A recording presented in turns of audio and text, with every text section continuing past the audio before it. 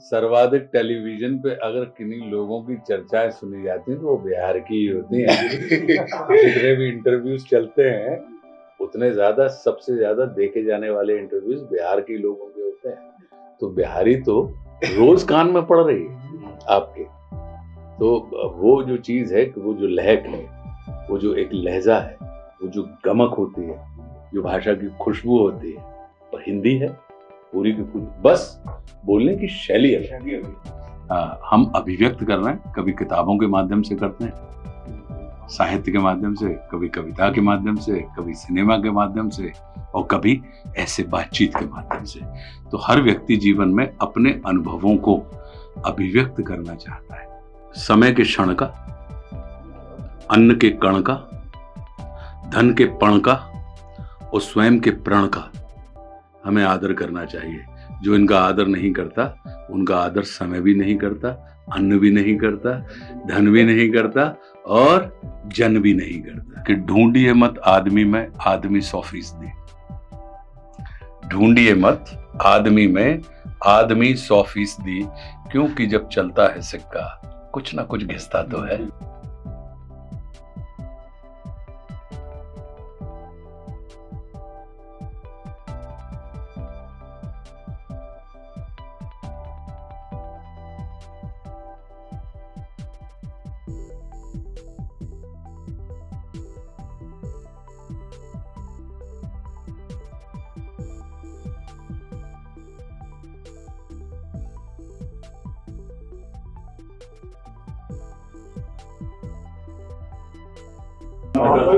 हार्दिक शुभकामनाएं आपको। Just right.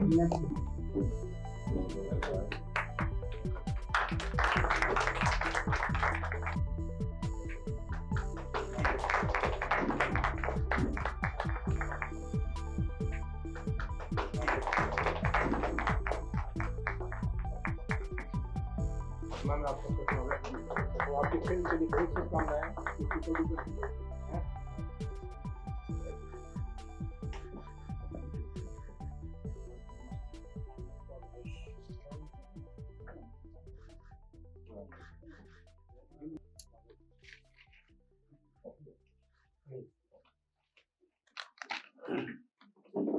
तो आशुतोष जी का प्रभात खबर परिसर में बहुत स्वागत। और इनकी जो फिल्म आने वाली है उसके प्रमोशन के लिए उनकी टीम वो खुद हम लोगों के बीच है। तो वाकई आज का दिन उस कड़ी में बेहद महत्वपूर्ण हो जाता है जब बहुत सारे देश के नामचीन हस्तियां इस परिसर में आ चुकी, और उस कड़ी में आज आशुतोष जी का उनकी टीम के परिचय मैं करवा देता हूँ। ये हमारी फिल्म के हीरोज हैं। ये हमारी फिल्म की हीरोइन है नायरा बनर्जी। हमारी फिल्म के हीरो हैं ललित प्रभाकर, अनंत जोशी, दर्श माया और अशोक। ये लोग सब हमारी फिल्म के हीरो हैं, ये हीरोइन है, और मैं एक महत्वपूर्ण सुपर हीरो है। हाँ नहीं, हमारी फिल्म है जिसका नाम है 1 2 चा चा चा, जो कि 16 जनवरी को रिलीज होने वाली एक्शन कॉमेडी फिल्म है, फन फिल्म है। पूरी की पूरी फिल्म जो है वो मोतिहारी से लेके रांची तक के रास्ते में पूरी फिल्म हमारी चलती रहती है। कि जो हंगामा मचता है तो पूरी की पूरी सिचुएशनल एक कॉमेडी जो होती है, जैसी पहले हम लोग देखने के आदी होते थे, चुपके चुपके या अंगूर या गोलमाल जो पहले पुरानी फिल्में होती थी, तो वैसी एक सिचुएशनल कॉमेडी के ऊपर आधारित बिल्कुल फन फिल्म है। बड़ी परिवार की फिल्म है। परिवार की ऐसी है कि जो भारत की विशेषता है कि जब आप परिवार एक दूसरे के साथ बहुत मजबूती के साथ जुड़ा होता है तो फिर वो आपकी तमाम असामान्यताओं के बाद भी वो आपको असाधारण सम्मान देता है और आपके प्रति बिल्कुल। और लेकिन उसमें कितने किस्म के जो अव्यवस्था होती है या उसके कारण अव्यवस्था के कारण हमारे जीवन में विसंगतियां पैदा हो जाती हैं, बहुत से एरर आ जाते हैं, और पूरा परिवार मिलके कैसे उन एरर्स को संभालता रहता है, तो एरर के कारण उत्पन्न हास्य और उसको संभालने की जो पूरी प्रक्रिया है वो इस फिल्म में चल रही है। इस फिल्म में ये बात भी है कि सिर्फ आपका परिवारों से संबंध नहीं होता, आपके अड़ोसी पड़ोसियों से भी आपका बिल्कुल पारिवारिक संबंध होता है। और आपको जब तक ये बताया ना जाए कि ये आपके परिवार का हिस्सा नहीं है, तब तक आप ये अंदाज भी नहीं लगा सकते। आपको लगेगा कि तो मैं इस फिल्म में चाचा हूँ, और जो 1 2 जो है वो ये 1 2 3 जो है ये वो बैठे हुए हैं, ये हमारे भतीजे हैं। और ऐसे ही रास्ते में इनसे मुलाकात हो जाती है, इनसे हर आदमी एक दूसरे के पीछे भाग रहा है फिल्म में, लेकिन सबके कारण अलग अलग है कि क्यों किसके पीछे भाग रहे हैं। तो वही एक फिल्म है, बड़ी हल्की फुल्की और फन फिल्म। सर 440 का क्या हुआ? मैंने कहा कि उसमें हमारी जो देश की हीरोइन है, जिनको जो नायरा बनर्जी रोल कर रही हैं, जो शोमा 440 है और इस फिल्म की हीरोइन है। तो अब इनकी उपस्थिति देखिए क्या होता है कि लोग कहते हैं कि व्यक्ति की सफलता में किसी एक स्त्री का हाथ होता है, लेकिन उसकी असफलता में 2 स्त्रियों का तो आप ये जब भी कभी कोई स्त्री किरदार आपके जीवन में आता है, तो फिर आपके जीवन में पूरा घटनाक्रम किस तरीके से घूमता है और आपकी स्थितियां पूरी बदल जाती हैं, परिस्थितियां बदल जाती हैं। मन स्थिति बदलने के कारण परिस्थितियां बदलती हैं, और परिस्थिति बदलने के कारण कैसे हमारी पूरी की पूरी व्यवस्था अस्त व्यस्त हो जाती है, उसको समेटने का काम पूरी की पूरी फिल्म में चल रहा है। जो इन हमारे 3 जाबाज लोगों के, अब हम लोग किसी के पीछे भाग रहे हैं, ये किसी के पीछे भाग रहे हैं, ये किसी और के पीछे भाग रही हैं, इनके पीछे कोई और, मतलब इसको आप कहते हैं कि बड़ी फन फिल्म है। कि मैंने आज तक अपने जीवन में इतना अतरंगी का अर्थ ही होता है अनएक्सपेक्टेड, अप्रत्याशित, अनोखा, अद्भुत किरदार। मैंने आज तक इतना लाइट हार्टेड किरदार कभी नहीं किया है। इतना सरल व्यक्ति है कि उसकी सरलता आपको जटिल नजर आने लगती है। जब सरलता की बिल्कुल सीमा पार हो जाए तो कभी कभी वो जटिल आपको लगने लगता है। मगर ये बहुत लाइट हार्टेड किरदार है, बहुत अद्भुत, बड़ा भोला और बड़ा प्यारा कैरेक्टर है, जो अभी तक बिल्कुल अलग है। हंगामा 2 में कठिन आदमी था, मतलब उसूलों पे चलने वाला जो व्यक्ति होता है और उसके उसूल के कारण जो अव्यवस्था होती है, तो वो एक अनुशासित व्यक्ति का किरदार था। और यहाँ पर आपको इस किरदार की कोई सीमाएं नहीं मिलेंगी। अनुशासन सीमाओं में बंधा होता है, तो जब वो सीमाएं टूटती हैं तो आपको बेचैनी होती है, और उसकी बेचैनी देख के आपको आनंद आता है। किसी अनुशासित व्यक्ति के जब अनुशासन टूटते हैं और वो बेचैन होता है, तो उसकी बेचैनी देख के आपको आनंद आता है। लेकिन इसमें बेचैन व्यक्ति की अपनी जो सीमाएं होती हैं, उनको देख के आपको आनंद आएगा। सीमा नहीं मिलेगी, आपको शोमा मिलेगी। इनके किरदार का नाम शोमा 440 है। शोमा 440। अपने यहाँ जो 440 वोल्ट का झटका है, तो 440 की प्रकृति होती है कि आप अगर उसको टच करेंगे तो झटका खाएंगे। तो वो जो झटके खाए जा रहे हैं फिल्म में, वो नायरा बनर्जी के किरदार में आपको बाकी बताएंगे, ललित बताएंगे, अनंत है, हर्ष है, अशोक है, नायरा है। फिल्म में मैं वन ऑफ द भतीजा प्ले कर रहा हूँ, चाचा जी का। और इसमें जो भी उलट पुलट चाचा जी ने किया है उसे समेटने में मैं भी एक आदमी हूँ जो लगा हुआ है, तो वो मेरा किरदार है। बाकी बहुत सारी चीजें मैं नहीं बता पाऊंगा क्योंकि हमें बोला गया है कि नहीं।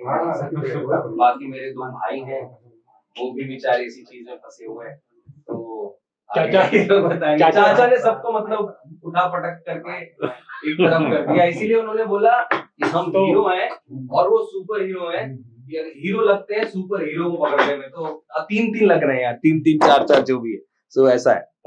नहीं ये अच्छा, ये बहुत ही लेयर्ड सवाल आपने पूछा है, और एक ट्रिक क्वेश्चन है, क्योंकि अगर मैंने ये खुलासा कर दिया तो फिल्म के बारे में आपको काफी कुछ पता चल जाएगा। पर नहीं, मतलब आई थिंक ये उन लोगों की कहानी है जो कि हम लोगों का आई थिंक एक एसेंशियल कोर होता है, जो कि है बड़ा ही प्यारा, बड़ा ही सच्चा कोर। तो भले वो चाचा हों कि चाचा के भतीजे हों कि उनसे मिलने वाले लोग हों, उन सबका कोर बहुत प्यारा है। एंड इसीलिए शायद हम लोग इसको एक घरेलू क्लीन कॉमेडी बोल रहे हैं।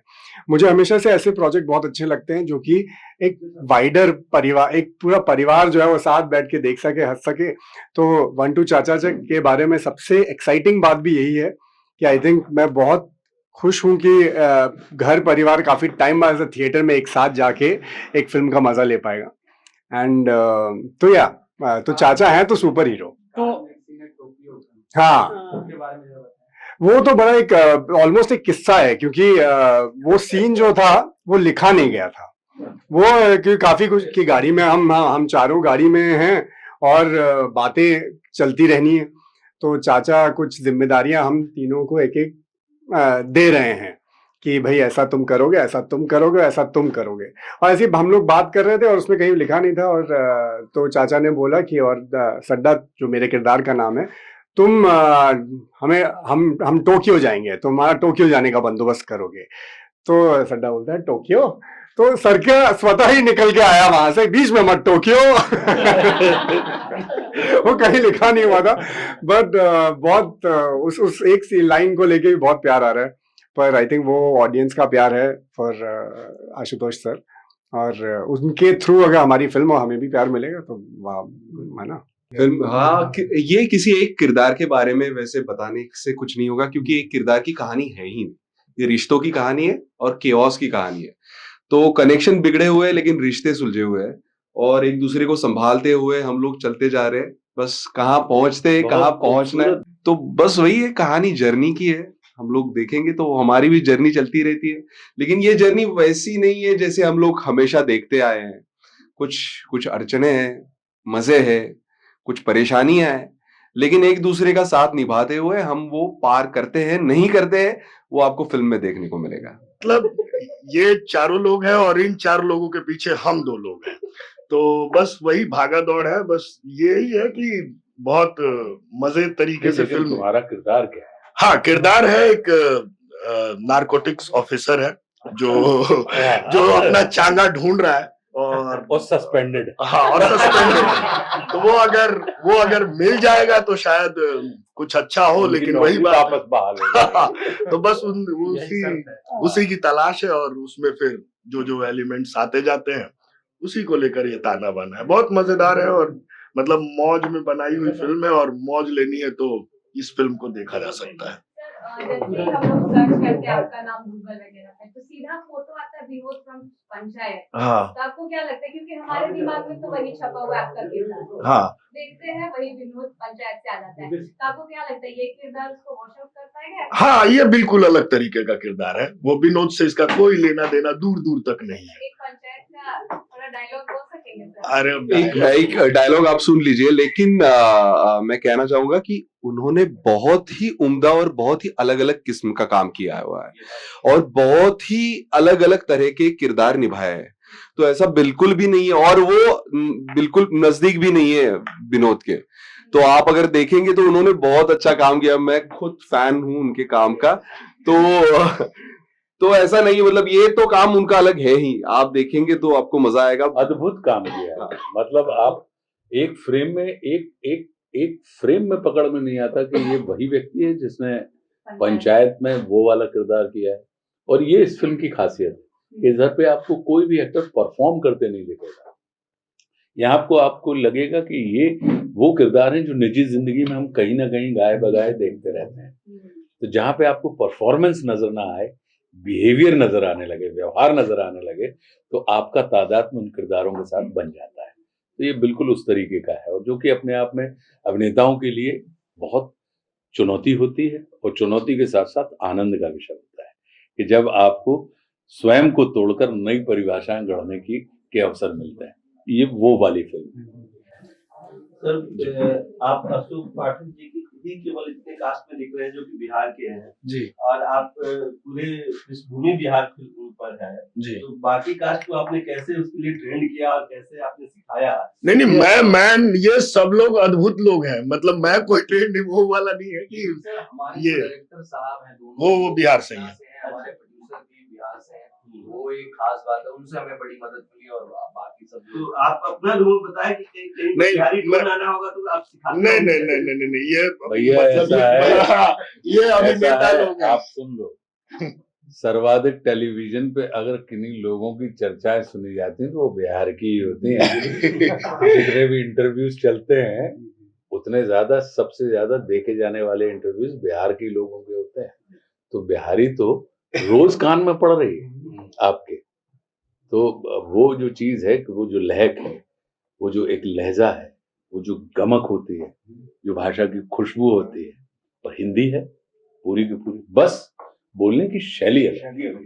तो वो जो शैली, और इतनी रोचक है, वो इतनी रसीली शैली है कि अगर अच्छे शब्द, अच्छे विचार आ जाए तो उसका सुख और बढ़ जाता है। तो फिल्मों का काम ये होता है कि अच्छे विचार, अच्छे शब्द डायलॉग के माध्यम से उस शैली में आपने बोल दिए तो आनंद चौगुना हो जाता है। ये अभिनेता का काम ही है कि वो किस राज्य से आ रहा है, वो किरदार कहाँ का है। तो ये आज शायद इसीलिए ये यहाँ है क्योंकि ये उसको बखूबी निभाना जानते हैं। तो ये जैसे भाई महाराष्ट्र से हैं, वो उत्तराखंड से हैं, वो दिल्ली से हैं।